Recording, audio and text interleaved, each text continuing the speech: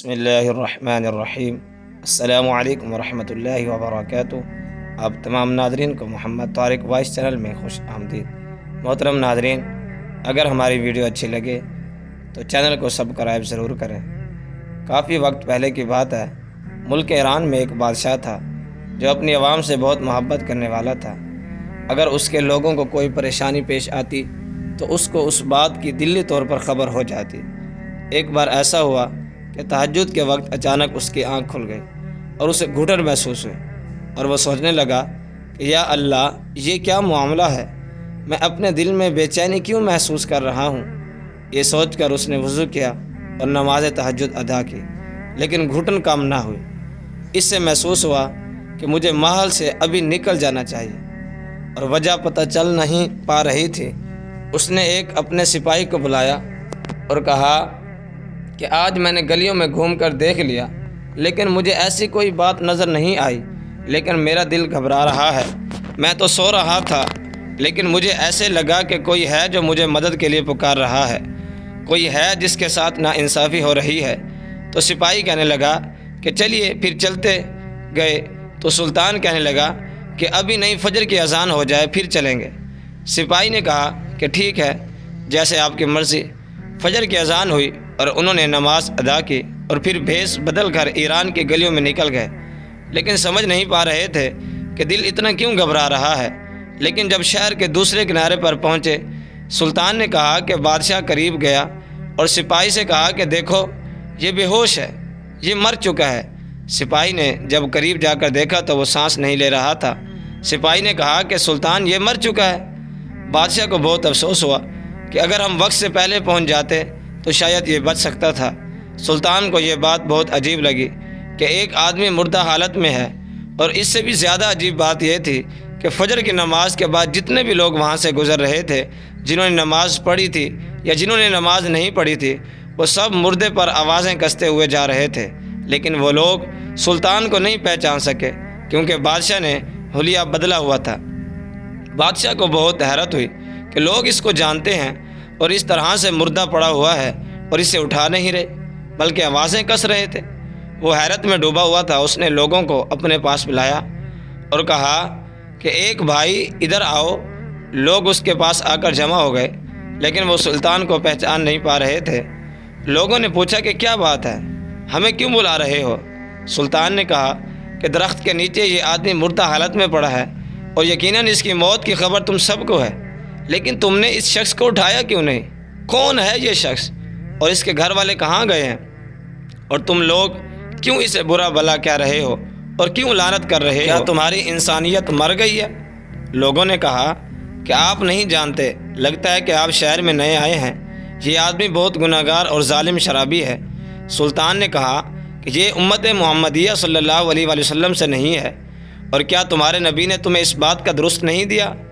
انسانیت بھی کوئی چیز ہوتی ہے، اور یہاں پر ایک مردہ پڑا ہوا ہے، لیکن کسی کو بھی توفیق نہیں ہوئی اس کے ایک کفن دفن کا انتظام کرے، یہ اس کے گھر والوں کو اس کی اطلاع کرے۔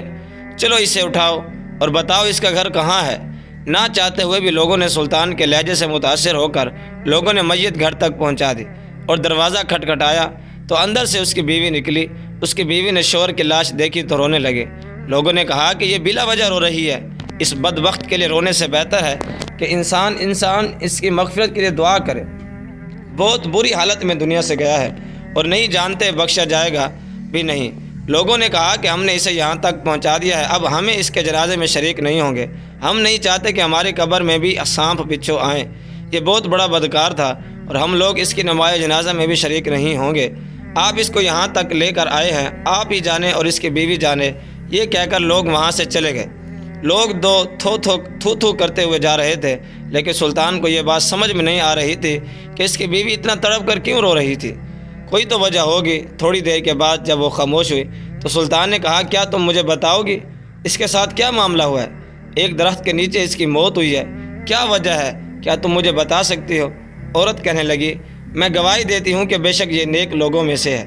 یہ سن کر سلطان کو اور زیادہ حیرت ہوئی۔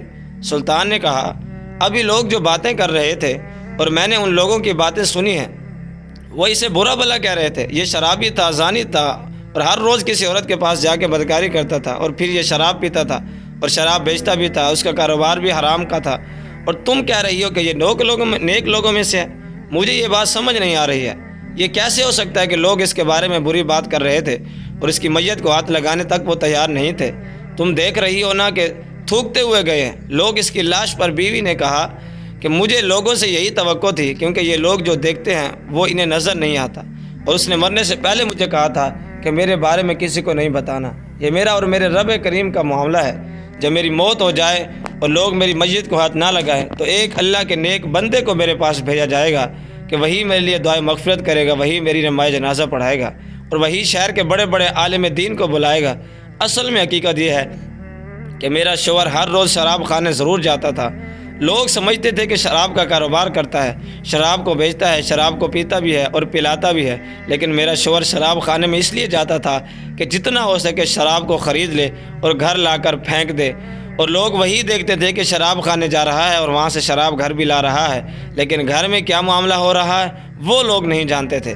وہ صرف میرا اللہ جانتا تھا، اور میرے شوہر کو پتہ تھا کہ میرا شوہر کیا کرتا تھا۔ کچھ تو گناہوں کا بوجھ مسلمانوں کے کندھوں سے ہلکا ہوا۔ میں شراب خانے گیا اور اللہ نے مجھے جتنا نوازا ہے، اپنے ان پیسوں سے شراب خرید کر میں نے یہاں لا کر کم سے کم جتنے شراب یہاں دفن ہوئی ہے اتنے لوگ شراب تو نہیں پی سکیں گے، اور اس گناہ کو کم کرنے میں کچھ تو کردار ادا کر رہا ہوں۔ بادشاہ نے کہا کیا تمہارا شوہر زانی نہیں تھا؟ اور اس نے کہا ہرگز نہیں، وہ زانی نہیں تھا بلکہ زنا کو پسند ہی نہیں کرتا تھا۔ وہاں رات بری عورت کے پاس جاتا جو اپنے جسم کو سودا کرتی تھی، اور یہاں کے رہنے والے لوگ جو دین کی روشنی میں خود کو بہت شریف ظاہر کرتے تھے وہ رات میں اس عورت کے پاس جاتے، اور میرا شوہر اس عورت کو اجرت دیتا۔ اللہ نے میرے شوہر کو بہت نوازا ہوا تھا، پیسوں کی کمی نہیں تھی۔ اس نے ان پیسوں کو ان عورتوں کو دے کر وہاں رات میں غلط کام کو چھوڑنے کے لیے مجبور کیا۔ وہ کہتا کہ اے عورت، میں تجھے پیسے اس لیے دیے کہ تو اپنے آپ کو بیچ رہی ہے، تو یہ کام نہ کر، مجھ سے پیسے لے، اجرت لے اور اپنا دروازہ بند کر دے تاکہ تیرے پاس کوئی نہ آئے۔ اور میرے شوہر کو لوگ اس بدکار عورت کے پاس دیکھتے ہیں اور یہی سمجھتے ہیں کہ وہ اندر چلا گیا اور زنا کر رہا ہے، جبکہ میرے شوہر اس کو بہن بنا کر یہ کہتا کہ میری بہن تیرے رزق کا انتظام ہو گیا ہے تو اللہ کرے گا، اور تیرے یہ بھائی ہر روز تجھے اجرت دیتا رہے گا، بس تو اپنے دروازے کو کسی غیر اور نامحرم کے لیے نہیں کھولنا۔ اور عورتوں کو جب پیسے مل جاتے تب اس روز زنا نہیں کرتی تھی۔ اور میرے شوہر کہتا کہ الحمدللہ آج اس عورت کی اور مسلمانوں کے گناہوں کو میں نے کچھ تو روکا۔ لوگ اس کو وہاں آتا جاتا دیکھتے تھے تو میں اس سے کہتی تھی کہ یاد رکھ، جس دن تو مر گیا لوگوں نے نہ تجھے غسل دینا ہے اور نہ ہی تیرے نماز جنازہ پڑھانی ہے اور نہ تجھے دفنانا ہے۔ اور وہ مسکرا دیتا اور مجھ سے کہتا کہ گھبراؤ مت، تم دیکھو گی کہ میرا جنازہ بڑے بڑے علماء کرام اور وقت کے سلطان پڑھیں گے۔ یہ سن کر سلطان کے دل پر ہیبت طاری ہوئی۔